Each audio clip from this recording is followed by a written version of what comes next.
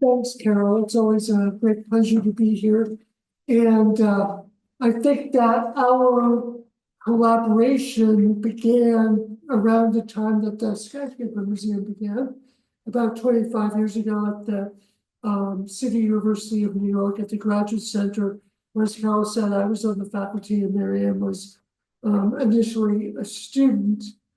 And she was in my seminar, which was on domesticity and architecture, and I suggested to her that she write about a woman named Ethel Brown Power, who was a longtime editor of House Beautiful magazine from the early 1920s to the early 1930s. It was a really fascinating woman about whom very little had been written, and she was the life partner of a woman named Eleanor Agnes Raymond, who was an architect trained at the Cambridge School of Architecture and at Wellesley College.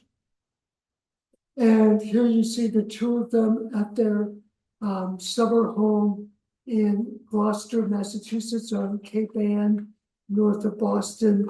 And this is a photograph that appeared on the cover of the magazine American Home in June of 1942. So during World War II, and it's not incidental. I think that it's red, white, and blue picture, basically published during the war, and it shows them in this space that they very much cultivated as this kind of retreat from Boston, where they lived most of the time. And they bought this property in 1939, basically during the Depression, and had great intentions of building a elaborate summer house, and eventually had to kind of scale back their plans to adapt what was basically an old rickety garage into this kind of a guest house for their main house. So it's likely that the two women worked together in the Boston office of the landscape architect Fletcher Steele, who was very well known, before they began both studying architecture at the Cambridge School of Architecture and Landscape Architecture in Cambridge, Mass., from which they both graduated respectively in 1920 and 1919. In an article I wrote in 2011 for the Journal of the Society of Architectural Historians, I argued that Raymond introduced modernism in the Northeast US long before the emigre architect Walter Gropius was very famous for having promoted modernism in the US, did so with his house in Lincoln, Massachusetts in 1938. Gropius had been the founding director of the legendary Bauhaus in Dessau, Germany, and beginning in 1937 was an influential professor at the Graduate School of Design at Harvard. So what I did in that article was to contrast the Gropius house, which you see on the right from 1938, and Rachel Raymond's house for her, Eleanor Raymond's house for her sister Rachel, which you see on the left.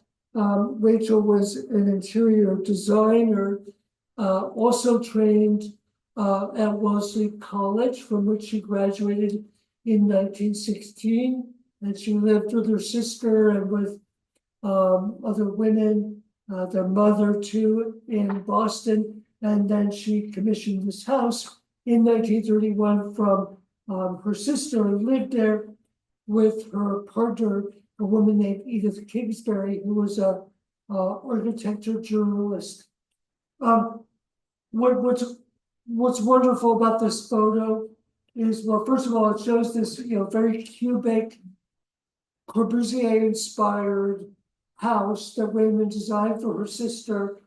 And what I love is that it shows this kind of sugar cube of a stable up behind the house. And here you can see one of these ladies beautifully dressed, feeding the horse that sticks its head out the window of this kind of, very cubic kind of stable. And it shows that even though this was, the house was in Belmont, Mass, so just adjacent to Cambridge, this is only a few miles from Harvard Square, but it was really conceived of as a kind of country house, and they left the landscape very natural to kind of contrast with the very cubic modern house. The two had visited Europe in 1928 and been very much taken by the work of Corbusier, as well as his publication Vers une architecture, or Towards an Architecture, from 1925, the book that they actually read aloud to each other in translation. Through the modern aesthetic of rigid geometric forms, stark planar walls, and an absence of ornament, frankly derived from Europe, the house here can be recognized for its locally familiar materials, such as rough-hewn or rough-sawn cedar board siding, which is not so visible in the picture, but it was actually covered with wood siding, even though it looks very much like concrete. And it had strong accents of color, like bright red for railings and doors that were intended to pick up some of the accent colors in the vegetation around it. The Gropius house, as other people have observed and written, evidenced Gropius's awareness of the New England vernacular, which he was very much interested in as a European coming to this new country. For example, he used brick in a way that he wouldn't have in Germany. He used clapboards, he used other forms, other materials that were characteristic of the architecture of the Northeast, in which he was very interested. The integration of vernacular details with the European format was the forerunner of a distinct American version of modernism, which Ethel Power successfully demonstrated, for example, in the cover that she commissioned for House Beautiful magazine in 1932, and you see that here. Our combined projects and Raymond and Power motivated us to dig deeper into the history of women architects working in the United States between the two world wars, and to consider their contributions to modernism. And we've written about that in our book, and that theme has been taken up by other architectural historians, notably Kathleen James Chakraborty at University College Dublin, who's written a good deal about power and really emphasized her role in promoting modernism in the US. Because women were often pigeonholed in domestic architecture, few of them had the opportunities to design skyscrapers. However, our research, as we will discuss, showed that tall buildings were among their concerns while they were in school, particularly, and a few actually made contributions to tall building design. Thus, the early research for our book relied heavily on the extensive records of the Cambridge School, because many of these women studied there, produced building designs there, and those archives are housed at Smith College in Northampton, Mass. Founded quite informally in 1915, after a student was denied entry to Harvard's architecture program, landscape architecture program, the Cambridge School rapidly expanded both in student numbers and course offerings. In many respects, the curriculum was similar to that at Harvard nearby, especially because a sizable number of the instructors taught men at Harvard, and then down the street they taught women at the Cambridge School. This is especially true of the first director, who was a man named Henry Atherton Frost, who actually began by teaching women students in his professional office, and eventually an actual building was acquired. But it was also different from other schools in that the small size and single gender focus made it possible to adapt the curriculum to the specific needs of women. For the same reason, the school was able to respond to student demands for more complex problems over the course of time that expanded beyond domestic architecture, which was the stereotypical assignment for women, as well as an early mandate for the school, which started out as being really a school of domestic architecture. The education the women received there was focused, comprehensive, and for most life-changing or even long-standing.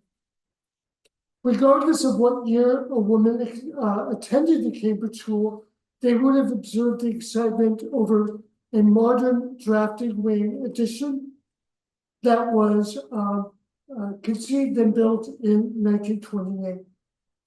In the first issue of the Cambridge School Alumni Bulletin in December of that year, Henry Frost commented, "Of all the things we shall talk about during the coming year, one holds first importance in our minds, the new building." As he explained, a recent architecture graduate, Faith Bemis, purchased the land and remodeled a building on the site, the 19th century house called the Torrey Hancock House, for classrooms and administration, and paid for the design and construction of a two-story rectangular building of planar walls pierced with sash windows, with industrial frames painted black to read as large spans of glass. The design process modeled the collaborative relationships that the school emphasized. Henry Frost and Eleanor Raymond, by then in a professional partnership, were the architects of record, although three other alumni contributed drawings and plans for both the building and landscape. And it was Faith Bemis who provided the land and the funding for the construction of this building, oversaw the construction in 1928. So, yeah, we're fortunate to be giving this talk in the middle of an exhibition about concrete architecture. And interestingly, Faith Bemis, the patron, was the daughter of a man named Albert Farwell Bemis, who was an incredible entrepreneur, engineer, inventor, who patented something that he called the beamy style of construction, which is basically a kind of poured-in-place system of concrete construction that he and his daughter used for a number of houses in the Boston suburbs, particularly in Wellesley, Massachusetts, and then was used for this building. And you'll have to talk to Carol, who's the real expert on concrete. She knows more about concrete than I do, but it's interesting that that was the material that was used here. And you can see that it's appended to this 19th century vernacular house.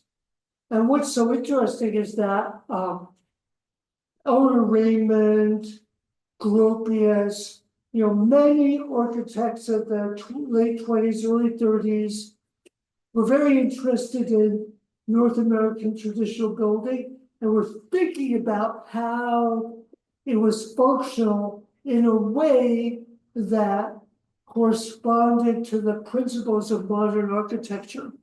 So here they didn't, wipe out the old building or, demolish it and start over, but rather added to it the drafting windows off the back.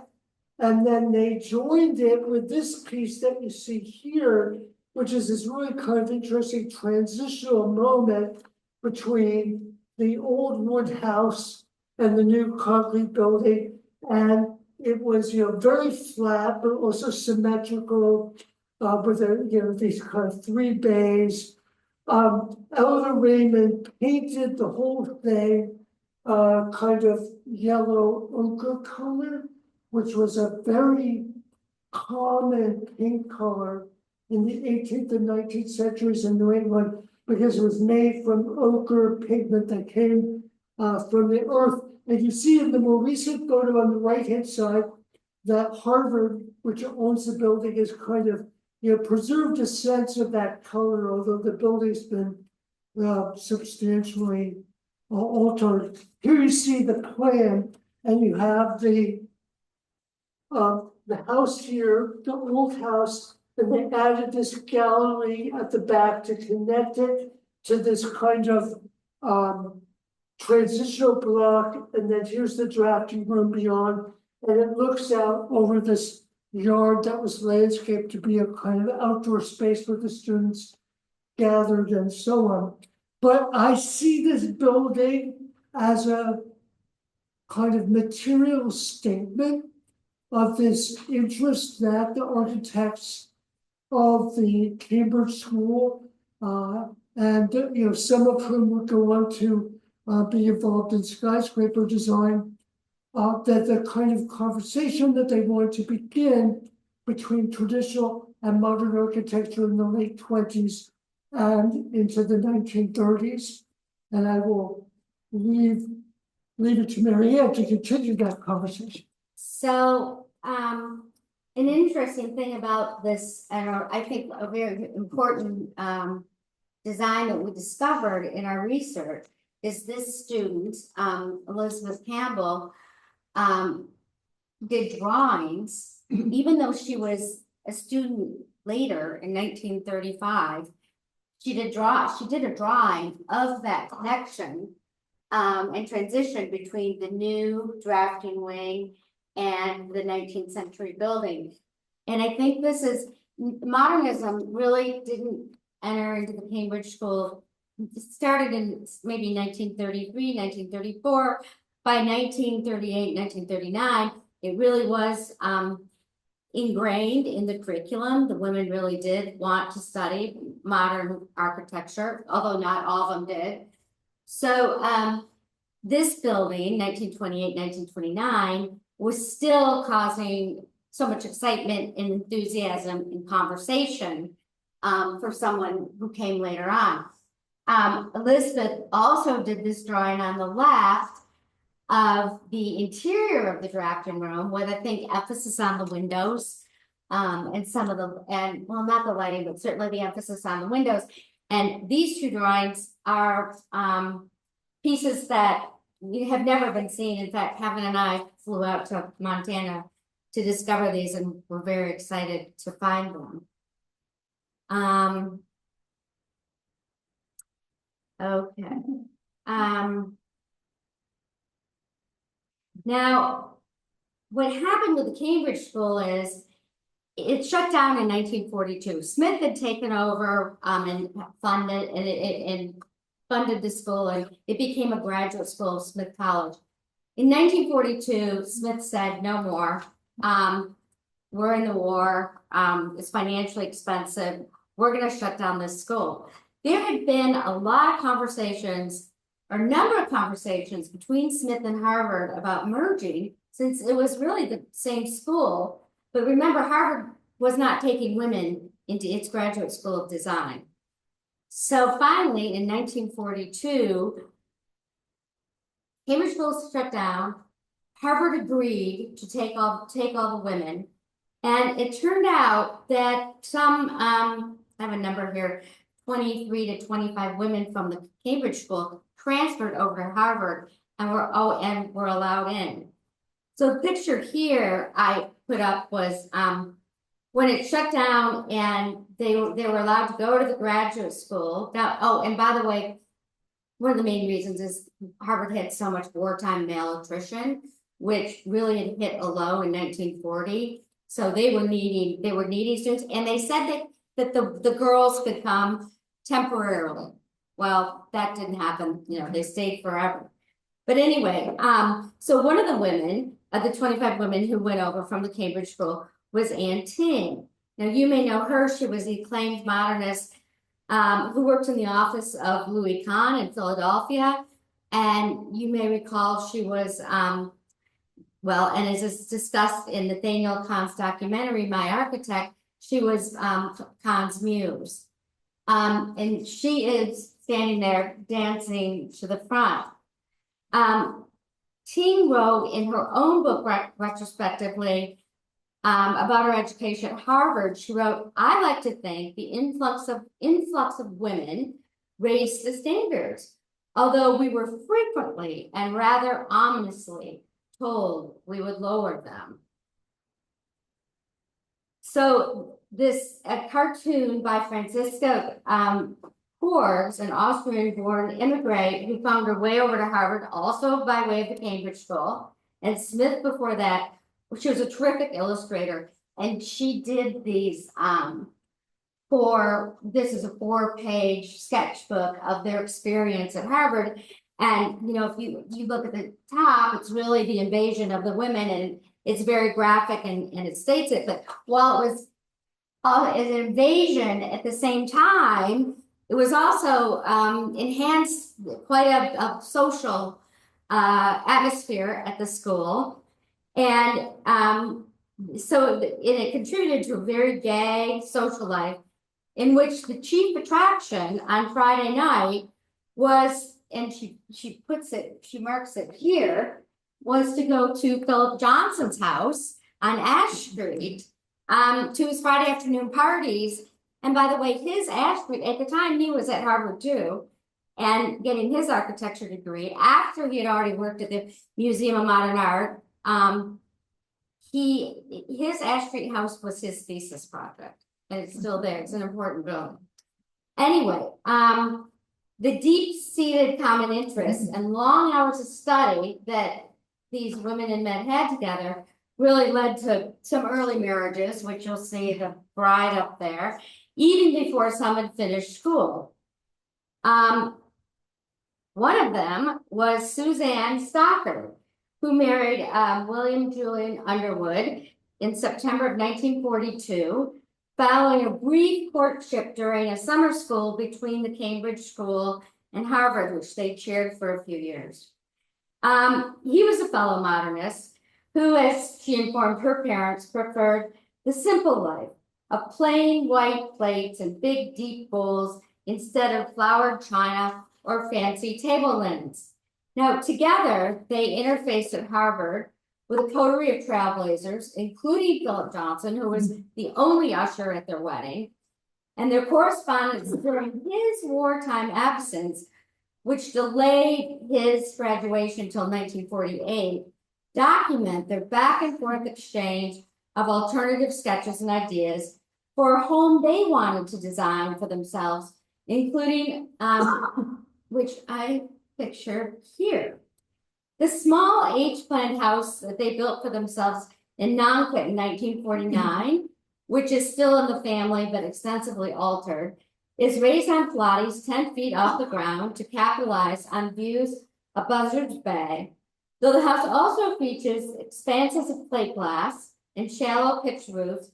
It was described in Architectural Forum as modern colonial, signaling the blending of the house with its surroundings through the use of wood shingles as cladding and fieldstone for foundations and a massive chimney. Though the couple worked together intermittently throughout their lives, it is this house that most closely shows the collaboration that the couple had. Now, a note about Stockard. Before she graduated from Harvard. By the way, she was the first woman to graduate from the Graduate School of Design at Harvard. And she'd gone to the Cambridge School before that and got her master's from Cambridge School in only a year. The school thought she was just extraordinarily bright and talented, which she was, which is so interesting that she didn't, her actual production was limited, and her husband was more of the focus in the family between the two architects. But anyway, but before going to the Cambridge School, she had studied at Bennington. And well, where she had studied under Edward Avery Park, an artist, but also an architect whose praise meant everything to her. So it was while she was at even undergraduate in Bennington, she was thinking about the international style. She had wanted to go see Gropius speak somewhere, but it never made it. But she did this skyscraper drawing, which obviously nourished her interest in modern architecture. Oops, sorry about that. Now, she wasn't the only one who thought about skyscraper design or high-rise buildings in their student projects. Another woman who we like a lot, we visited her house in Cleveland, Ohio, is Anne Murphy Hall. And as a student at the Cambridge School, for sure, she did this drawing. And the other one, probably. But this one is, and she did get her master's from the Cambridge School. She never went back to Harvard. And this is interesting because this actually received an A. I mean, who knows what the assignment was? But as Kevin said, that was the good old days when grades really meant something. And rarely on these student drawings do you really see an A. So it is a statement in and of itself. Now, she went on, she too married a Harvard modernist architect. His name was Robert Little, and together they developed a community of modern houses outside of Cleveland in Pepper Pike, Ohio. We know they collaborated with other couples on this project, but frankly, it's her husband who pretty much took all the credit, and that's a pretty consistent thing we saw a lot when there were these architecture couples. And in this case, even she had a master's and he just had a bachelor's degree. But anyway. Now, it was not only in formal education that women in architecture or who enjoyed architecture were interested in skyscraper design, but also artists and designers.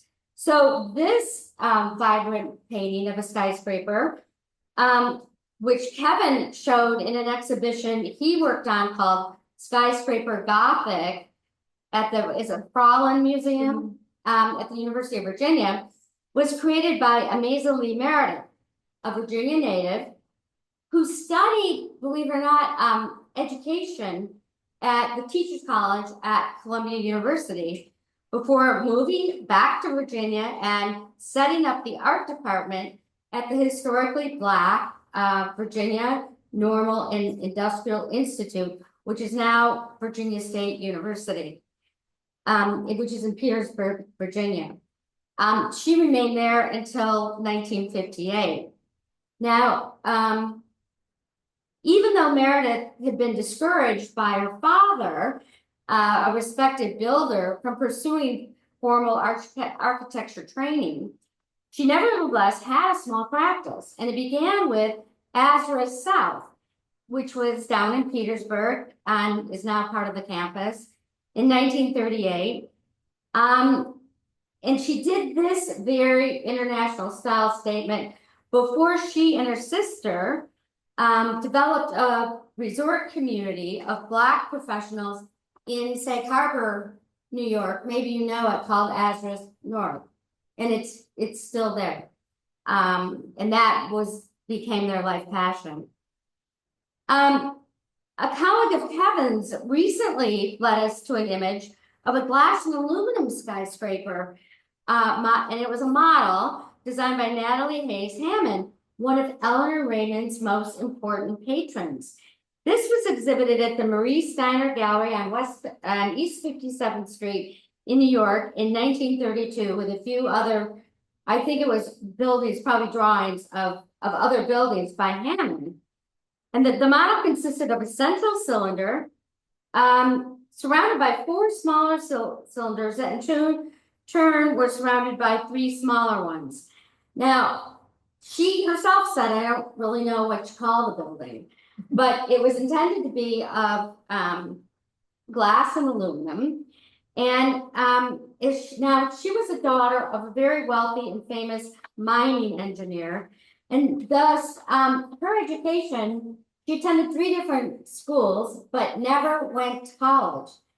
But nevertheless, this skyscraper design, in my opinion, some of her other drawings, show that she really had some exposure to architecture training. And I would think it was likely at the Master Institute of United Arts, which was on Riverside Drive and 103rd Street in New York, where it said that she studied in 1926. And obviously this school, they had all kinds of programs and drawings and creative projects, and one of them happened to be architecture. So I think that's really where she might have gotten her research. The school's record's still surviving. It'd be something interesting to pursue further.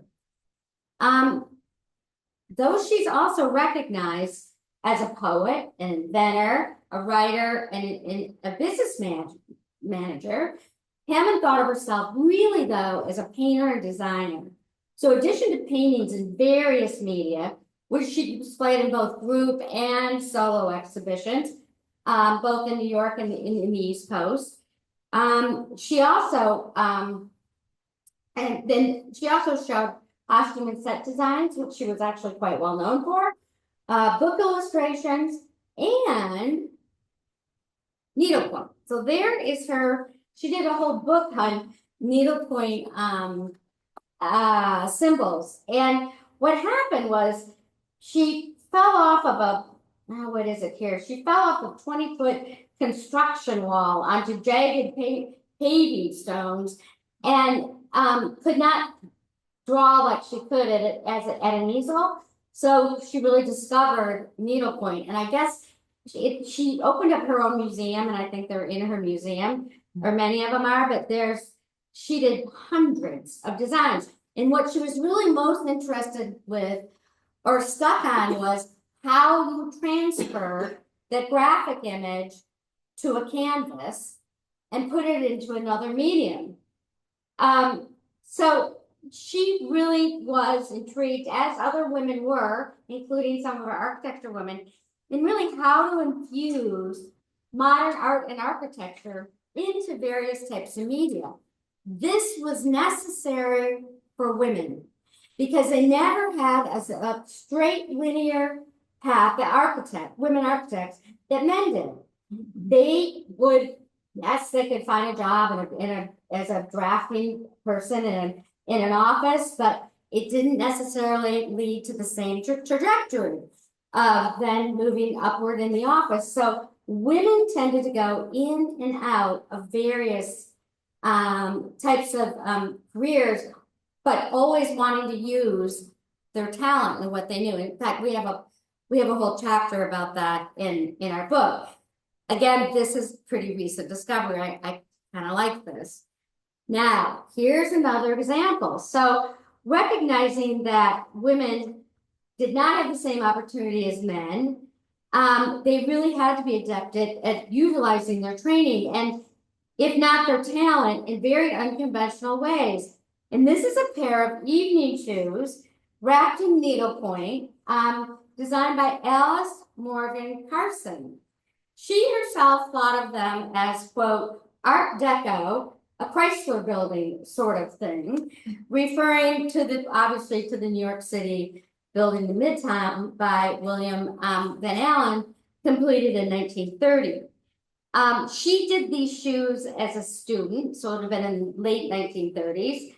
And indeed, it does, have some some references to the Chrysler building. She's shown over here with her husband in her studio because she ended up, even though she started out, she had a building that she designed. Actually, I have it. Let me show you. She designed this building very early in her career. It was pictured in architectural record. It was for a house in Hope Sound. It wasn't the only one she did. Very modern. She also was a curator at MoMA, an acting curator during the war in both architecture and industrial design. So obviously she had a lot of talent there.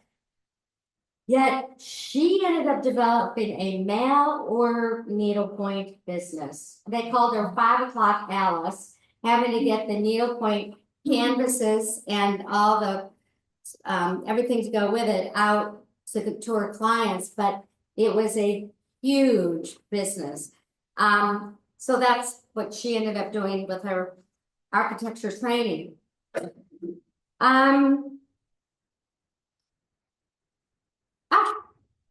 You get to go.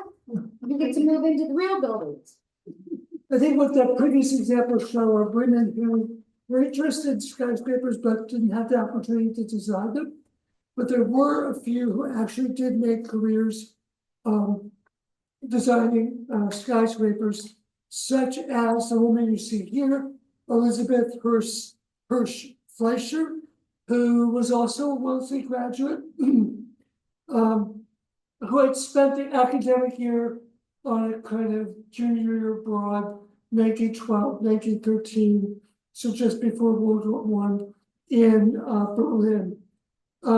She later moved with her husband and 3 children to Cambridge, where he was a student in landscape architecture at the Graduate School of Design. And she thought, gee, that seems really fun. I'd like to do that. And they said, well, you're a woman, so you can't. So they sent her to the Cambridge School, where she eventually became an architecture specialist, whereas he stayed in landscape architecture. And I brought something to show you, which is this copy of a book by Eleanor Raymond from 1931 called Early Domestic Architecture of Pennsylvania. And this is, from the first edition. And I bought it online. I got it home, I opened it up, and it's signed by Horace Fleischer, 1938. And Horace Fleischer was the husband of Elizabeth Fleischer. And so it just shows in a kind of direct way the interconnection between all of these. Well, can I also add that yes, in this project Kevin's going to talk about, it's one of the few that they've really collaborated on. So he was the landscape architect for this project, and she was the architect. So right. it just So she worked for a number of firms in Philadelphia, where she eventually partnered with a man named Gabriel Blum Roth. And they went out into business in 1929. And she later said, the fall of 1929 was hardly the best time to launch any kind of career. But the idea of a woman architect doing anything more demanding than providing enough closets and seeing that the kitchen sink was the right height was just ridiculous. Friends and relatives threw me a few additions and alteration jobs, and as the Depression wore on, the commissions grew big enough to view with the naked eye. So eventually she became quite a significant architect. Did this building, as Marianne pointed out, in 1954, the Queen Lane housing project, which was then demolished, as was much modernist public housing, this in 2014. She also did this kind of iconic Philadelphia building, Parkway House, 1952, which is a more upscale apartment building that represents the prestige that apartment living had in the early 1950s. Here on the left, you see an ad for it. It also demonstrates her interest in expressionism that came from her time in Germany early in the century. Fleischer was one of many women, I think many, who was interested in issues around public housing, as was this woman, Ida Brown Webster, who partnered with a man named Saul Edelbaum and did this public housing block in New York around 1967. But it was part of a long line of public housing projects in which she was designed. And she also had a number of roles in public housing commissions, government bodies in New York over the course of her long career. Perhaps the most well-known woman to be involved in skyscraper design was Natalie Griffin Dubois, who is most well known for her time as an architect for the firm of Skidmore, Owings and Merrill in New York, where she was the most well-known woman designer of skyscrapers during the post-war period. She came from a long line of engineers and was educated at Columbia. She began her professional career working for the firm of Ketchum, Gina, and Sharp in 1944, and then at SOM. Her first widely proclaimed project was the Terrace Plaza Hotel of 1948 in Cincinnati, an 18-story steel frame structure sheathed in oversized bricks. Though she was the project or senior designer, because she was a woman, she never visited the site, nor did she meet the client in person. Instead, participating in meetings only by telephone from New York. In a small archive she created before she died for the International Archive of Women in Architecture at Virginia Tech, Griffin Dubois wrote at the top of an article about the skyscraper, quote, "What if I had visited Cincinnati and knew the site?" Well, she went on to design numerous corporate skyscrapers, including the Union Carbide and Pepsi Cola headquarters on Park Avenue in New York. She was not promoted to the associate level until she moved in 1961 to the firm's headquarters in New York City. In Chicago, where in 1973 she was a founding member of Chicago Women in Architecture. By accepting a position in a patriarchal culture that emphasized the roles of firm principals or partners and mostly ignored the teams of specialists who actually created the buildings, Griffin Dubois was precluded from having a public image, which is why her archive is so informative. Tellingly, she placed an article in the archive which appeared in Glamour magazine, and this is a photo from that article, in 1950 that acknowledged her ability simultaneously to work for a leading architecture firm and engage in pursuits that were gendered female, designing houses, making her own clothes, and decorating her own apartment. Aspects of her life that are generally not known or what she's remembered for now.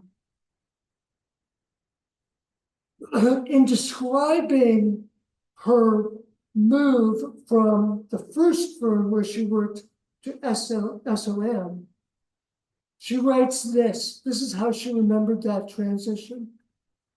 She says, quote, "There was a fellow architect who joined the office. He used to take me out dancing to hear Benny Goodman and Tommy Dorsey. I went out with him quite often. He was very fond of me, but he was not encouraged, meaning she did not like him.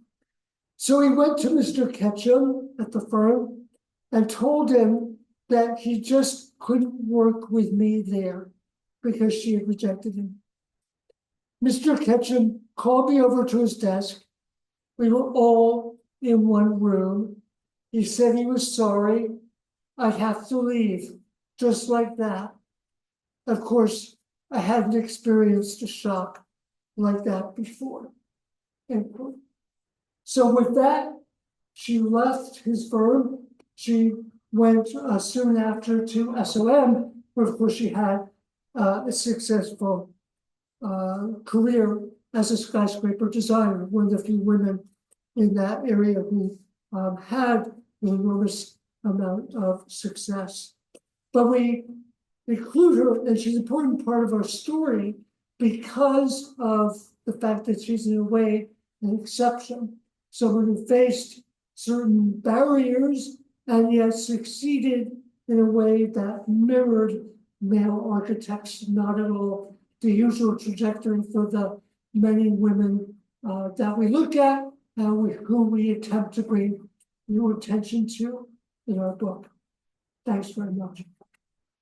And please, if you have questions, Natalie ever related to a partner and kind of like some Associate architect in Chicago, but never in New York. Wasn't until she moved. But you know, she's as successful as she was. I mean, especially because of the structure of that firm, she's basically anonymous. And in fact, we had our opening or our launch for our book at the Lever House. Do you know that on Park Avenue? Because she worked under Gordon Bunshoff, because they always put the partner's name up, but her name never got to be put up. And she did work for him, and she worked on that building project. But even, I'm pretty sure, even when she did the Pepsi building and the Union Carbide building, I'm not sure her name was attached. It might have been attached at the time. No, she wasn't a partner. Someone had happened. I think they were under Bunshoff. Yeah. Do you know if the women that you discussed in the early part of your talk that went to Cambridge that worked primarily on residential modern homes, if there was any interaction or influence with the architects that eventually designed a lot of the Palm Springs mid-century modernism houses? I was just curious because I happened to have the opportunity to be there not too long ago, and I took one of those wonderful tours, and I don't remember any women's names coming up in terms of who designed and made an impact there. Well, many of them, came from the Northeast or had gone to college at particularly the Seven Sisters women's colleges. And a lot of them tended to just stay in the Northeast, although Faith Bemis, who I mentioned, married John Garmeem, who was a Albuquerque Southwest architect, and so she ended up there. A couple others ended up in California, but I don't know of anything that they did in Palm Springs. The one, Jean Lee, was kind of quite interesting. She was in Macon, Georgia. She came up to Harvard and she did Cambridge School and then transferred to Harvard. Her mother was an architect in Macon. She joined a firm with her mother and brought modernism to the firm. The mother had been trained, not at school because you weren't allowed, women couldn't go to Georgia Tech, but she had done like some correspondence courses on architecture and then grew up in the firm. That's another story, but Jean loved Worcester. Yes, right. And was in Worcester, by the way, before he went out to California. Now he's not Palm Springs, but he's certainly the modern movement in San Francisco. He had been at MIT. Maybe when she was there. But anyway, I think they never went out there and had a statement out there for sure. Never had an opportunity.